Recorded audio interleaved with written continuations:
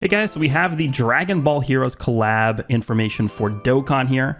We have quite a bit of stuff to go over, so I think we'll just jump right into things. Now, this is actually not even the bulk of stuff that we're getting. For some reason, they decided to leave out Golden Metal Cooler and the new Janemba. I assume just because they're SSRs and they don't actually awaken into TURs, but still, like, new characters, you should probably tweet out the info at least. But then also don't forget we have 5 free-to-play EZAs coming out, as well as 8 EZAs from the Extreme Z Battle event. So we still have quite a lot to see here. These are just like the new summonable characters, as well as the Dokkan Awakenings for 4 of the older characters. So let's just go ahead and jump in here. So we have Limit Breaker, Super Saiyan 4 Goku. Let's just call him that. I'm not saying the full name every time. All right, so here he is. So this guy's leader skill is actually a 200% leader skill, crossover or full power category, key 3 170. Dragon Ball Heroes 30%. So clearly wants you to use this character as a leader for just the Heroes team, which is typically how they handle the Heroes collab characters pretty much every year. They always, if you look throughout the history of them creating characters for this category, they've pretty much always exclusively created characters that work. Like these collab characters always are designed to work the best on the Heroes team. That's just the way it is. All right, so passive is excited in the face of powerful foes. Key 3, 180% attack and defense start of turn, plus an additional attack and defense plus 60% when performing a super attack. Already pretty good. That is a lot. That is pretty good.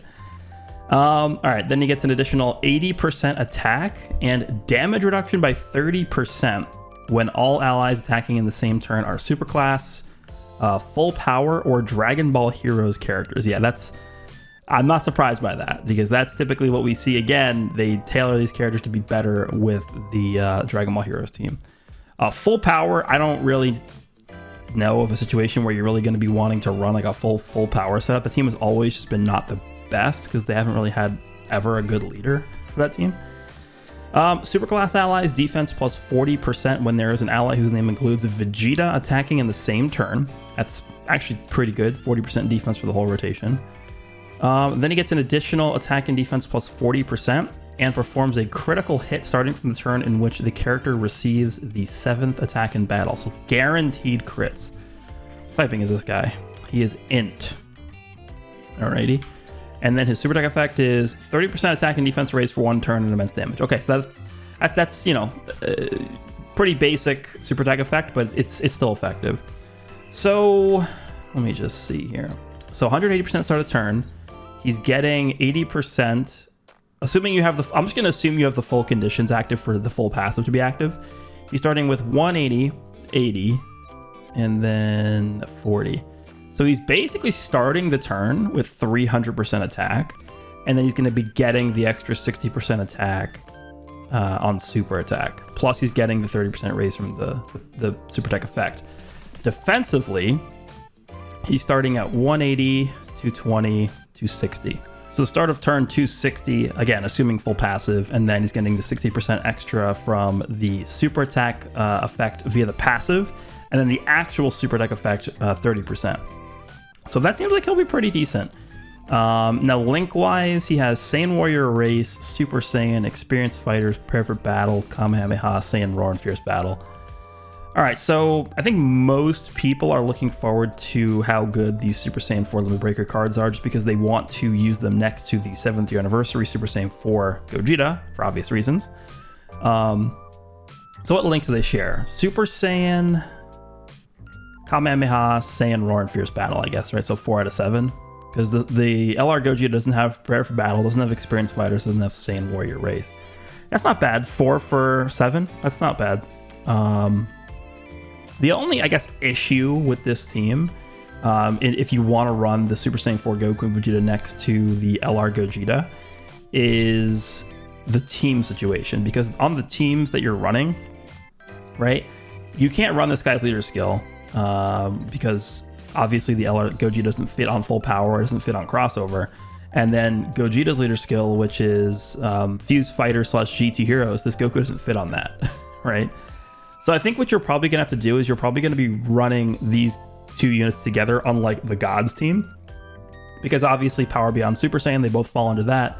And then they're both on Kamehameha as well. So that will be a team where you'd be able to run the full 200% leader skill for both these characters. But keep in mind that if you have one of the gods floating, which you will, this Goku's not going to be able to activate his full passive because remember, he needs all allies attacking in the turn to be super class, full power, or Dragon Ball Heroes category characters, which, yeah, I don't think the gods are on full power. Are they? I don't think so. I don't think they are. But if they are, then it does work, but I don't know. But yeah, he seems pretty good. I don't think he is going to be like shattering limits, but well, I guess that's a pun, but yeah, I don't think he's going to be insane. Let's take a Vegeta.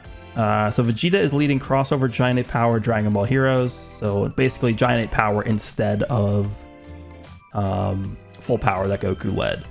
So you could actually run the rotation of either Goku or Vegeta next to the Super Saiyan 4 LR character under this leader skill, but then the LR wouldn't be getting the full 200% because obviously they're not on the Heroes team. So Vegeta's 3 key, 180% attack and defense, 60% attack and defense, so that's the same as Goku. Then he gets an additional 80% defense and launches an additional super attack when all allies attacking in the same turn are super class Giant 8 Power or Dragon Ball Heroes category characters. Okay. Super class allies attack plus 40% when there is an ally whose name includes Goku. Okay, so he's giving 40% attack, whereas Goku's giving 40% defense. So together they're going to be giving 40% attack and defense.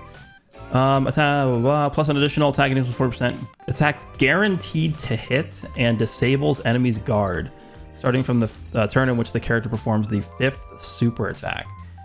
Obviously not that crazy, right? Both of these abilities are kind of just like, who cares? Attacks guaranteed to hit and disables enemy's guard.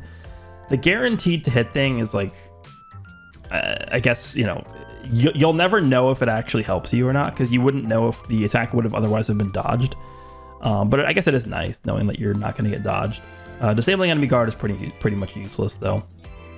But the big thing about Vegeta is he's getting an additional super built into his passive. What is his typing? He is physical, so he's going to have a lot of additionals.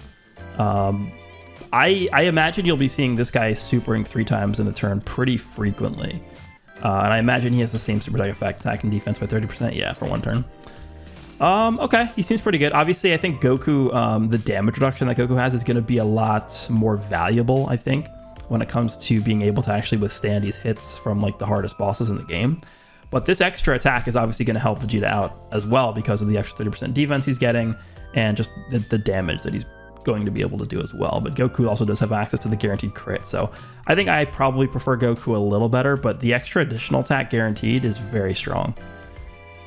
Okay, actually let me take a look at his links just in case. Experienced Fighter, Super Saiyan Prodigies, Perfect Battle, Royal Lineage, Saiyan Roar, Fierce Battle. So in terms of him linking with the Goku, if you want to make the dual Limit Breaker Super Saiyan 4 rotation work, Goku has Experienced Fighters too, right? Let me just triple check this. Yes. All right.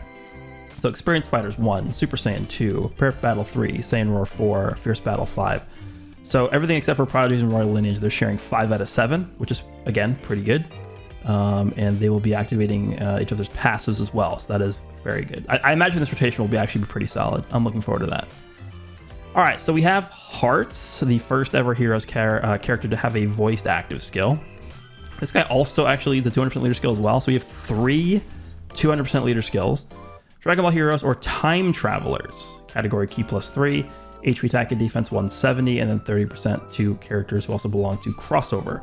So a bit of a difference between the Hearts leader skill and the Goku and Vegeta leader skill is that Goku and Vegeta are leading crossover, whereas Hearts is leading Heroes and then giving the crossover the additional buff. So for instance, you won't be able to run like the Fusions characters on this guy's team, right? Because they wouldn't fit under the Heroes leader skill. All right, so the passive is attack and defense plus 150%, plus an additional attack and defense plus 50% performing a super attack. Guards all attacks for 5 turns from start of turn, plus an additional defense plus 50% within the same turn when guard is activated. Then he's giving all extreme class allies 1 key and 30% attack and defense, and then an additional 2 key and 20% attack and defense for all allies, and medium chance of stunning all enemies when all allies attacking in the same turn are extreme class crossover characters. Okay. So far, he's looking pretty good. He's looking pretty good before he transforms. Then the active skill is the transformation. Can be activated starting from the 3rd turn from the start of battle if all allies are extreme class, or starting from the 5th turn from the start of battle if the character receives an attack 5 or more times in battle once only. Pretty good conditions, I think. I don't really have anything negative to say about these conditions, because he wants to be on a full extreme team anyway. And then the super attack effect becomes attack and defense plus 30% for 1 turn, immense damage, and a medium chance of stunning. This guy is definitely going to be very strong in Super Battle Road. He has the guard. He has the chance of stunning all enemies. He has the chance to stun from his super attack effect as well. The support, like he's looking pretty solid here. And then once he goes ahead and transforms into Ultimate Hearts, which keep in mind he has a different name here. Doesn't really matter because you'd be able to link him up anyway, but you potentially could do the thing where you link up the post-transformed hearts with the pre-transformed hearts, because I don't believe they actually change the link. So they're going to be sharing 7 out of 7 with each other. And I actually am going to draw a parallel of between this guy and STR Cooler. Now, I'm not at all saying that this guy's going to be as dominant as STR Cooler was when he came out, but it's kind of a similar theme here where this guy prior to transforming is a support character, and then you transform with him and he becomes more of an offensive based character, and you can also link them up next to each other once he's transformed with the pre-transformed version, and the pre-transformed version is going to be supporting the hell out of the transformed version. So when he transforms, power to destroy gods, key 3, 200% attack and defense. Then he gets an additional 50% attack and defense performing a super attack, launches an additional super attack when all allies are extreme class. Then he gets an additional 150% attack and disables all enemies guard when all allies attacking in the same turn are extreme class crossover characters. That's a big number. Attacks effective against all types when there is a Realm of Gods category enemy. So once he transforms, he becomes pretty generic, right? He's getting a lot of attack and defense, and he's getting attack and defense on super attack, and that's pretty much it. He's just doing damage, and he's just a stat character, right? Once he's transformed, he's not guarding, he's not dodging, he's not stunning, he's not sealing. Well, I guess he does still stun with his passive, right? Or sorry, the super attack effect. He raises attack for 1 turn and raises defense for 1 turn, and high chance to stun. But his passive is very straightforward. Like, this is really, really straightforward. Now, the one thing I did want to mention real quick is this guy does actually have big bad bosses, which doesn't particularly matter that much unless you're talking about, I think, who's the other one that has big bad bosses? Is it Mechikabura? I think is the only other Heroes character that actually has big bad bosses. And this is a topic that I actually did want to bring up because we know, well, we don't know for sure 1,000,000%, but we're pretty sure that we know who the full roster of EZA characters are going to be. And I was actually really hoping for the Demigra Makyoka form to get an EZA, which is the physical Demigra. That Demigra shares 6 out of 7 links with Mechikabura. And so this Hearts having big bad bosses, which is the one link that Mechikabura does not share with Demigra, and being a support character pre-transform, like, you have a rotation of Mechikabura, the Demigra, and then this Hearts. Mechikabura is going to be like hitting like 9 million, 10 million plus attack stats with like 700k defense or something. Like, he's going to be looking really, really good. So it would have been really nice to have that Demigra get an EZA to sort of like fill out that rotation, which could have actually been like a really competitive rotation in like really tough red zone fights. But you're not running that Demigra in like red zone or something. He's just going to get destroyed. But this Hearts, I think, is looking pretty good. His link set is fairly solid. I think he's actually going to pair up pretty well with the Silas character. Silas is, I believe he shares 3 links. I think it's Brainiacs, Cold Judgment, and Solid Support that he shares with this Hearts, which is actually a fair bit of defense. It's like 60 to 70% defense that they're sharing between those links. So, and then don't forget, Silas is also supporting, so that could be a pretty interesting rotation. But in terms of like the extreme roster for the Heroes category, it's fairly limited. We also, don't forget, I think we should also have the Golden Cooler EZAing as well, who, by the way, also has Brainiacs and Solid Support and Cold Judgment. I think he also does have those 3 links as well. So that could be a pretty solid lineup. Like this Golden Cooler EZA, the CLS EZA, and then this Hearts right here. That could be a solid lineup if they're all sharing these links, and then the EZAs are actually good, which they should be based off of last year's EZAs. So we'll see how Hearts does. Again, I think you could do the thing where you link both of the post and pre-transform versions up with each other. But it's, again, the same dynamic as STR Cooler, where the pre-transform version is the supporting one, and then the post-transform version is just like the hard-hitting character. All right, so now moving on to the 4 Dokkan Awakenings. I'm not going to spend too much time on these. Bardock is pretty straightforward. He's 200% attack and defense, just straight up. Then he gets an additional 100% attack and defense when there are another 2 or more crossover category allies on the team. So that's, you know, it's not horrible. Then he gets another 100% attack and defense when HP is 50% or more. Attacks effective against all types when HP is 70% or more. And then performs a critical hit when HP is 90% or more. Medium chance of evading enemies' attacks when there is another Giant 8 power category ally attacking in the same turn. So he gets a 30% chance to dodge when there's another Giant 8 power category ally on the same turn. He is STR. So to dumb things down, this guy's basically getting 400% attack and defense at the start of the turn. And then depending on how high your HP is, he's either going to be effective against all types or critting. And he has a 30% chance to dodge. That's it. That's pretty straightforward. His super tech effect also is giving him 30% attack and defense for 1 turn, and he does seal. Like, he seems pretty good. I don't think he's going to be, again, jumping off the screen in terms of how good he is, but he seems like a fairly solid character. Nothing crazy. Now we have Super Saiyan 4 Gohan here. Let's take a look at him.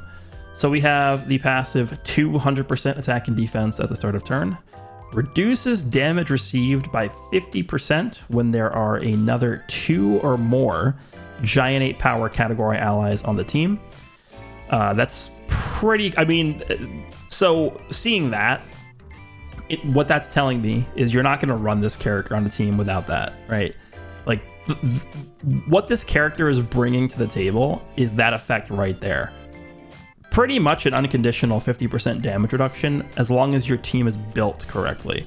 As long as you're running 2 other Giant 8 power category allies on your team, this guy's always going to have a 50% damage reduction ability, which is very strong.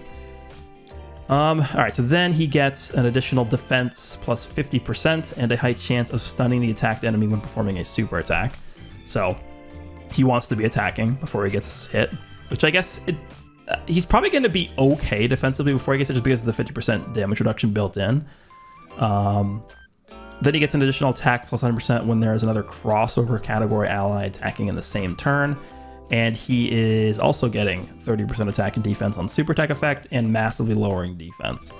So this guy's super attacks, he's getting 50% defense from his passive, and then he's getting 30% defense from his super attack effect, paired up with the 200% start of turn defense and the 50% damage reduction. That's going to be a pretty, like, this guy's supers first, and then he gets attacked. He's going to be able to tank pretty much everything. What typing is he again? He's int. So like Metal Cooler Core supers this Gohan. I think in that situation, he's probably still going to die because he's type disadvantage. But I think in like essentially every other instance, like, guess who this Gohan is going to be insane against? Cell Max, right? If you're running this character on the correct setup, where he has access to his damage reduction, and you're supering first, and then Cell Max supers this Gohan, he's probably not even going to take, what, more than 100k from Cell Max? Maybe even less than that. So this guy's looking to be pretty good. Unfortunately, he does not work that well with the LR Super Saiyan 4 Gogeta. I believe the only links that he shares are Super Saiyan and Saiyan Roar. Yeah, Saiyan Warrior Race, no. Saiyan Lineage, no. Experienced Fighters, no. Prepare for Battle, no. Shining Limit, no. Yeah, so it's only those 2 links, Super Saiyan and Saiyan Roar. So, but he should work well with just the heroes-based Giant 8 power team. All right, then we have the Awakening for Robel. Let's take a look here. She was already pretty decent before her Awakening, so I don't really expect them to change much about her. All right, so attack and defense 100%, plus an additional attack and defense plus 100% when attacking. Alrighty. Plus an additional attack plus 200% when the target enemy's super attack is sealed. Randomly changes key spheres for a certain type to rainbow key spheres. High chance of evading enemy attacks, plus an additional defense plus 10%, and recovers 5% per rainbow key sphere obtained, and a great chance of foreseeing enemy super attack when there is another Dragon Ball Heroes category ally attacking in the same turn. I actually haven't looked at her until now, so I'm just processing this all at the same time as reading this. So yeah, she didn't really pick up much. The one complaint I guess I would have about this Robel is they gave her a great chance to foresee the super attack, and why not at that point just make it guaranteed? Yeah, literally what this guy's comment is. Great chance of foreseeing super attack. Why? Just make her foresee super attacks and be done. Exactly. I completely agree with this comment. Like, because the issue with this, like a chance to foresee super attacks, is you don't know whether it's active or not, right? This could be active and the enemy's just not supering, or it could not be active and the enemy is supering, and you'll never know whether it activated or not.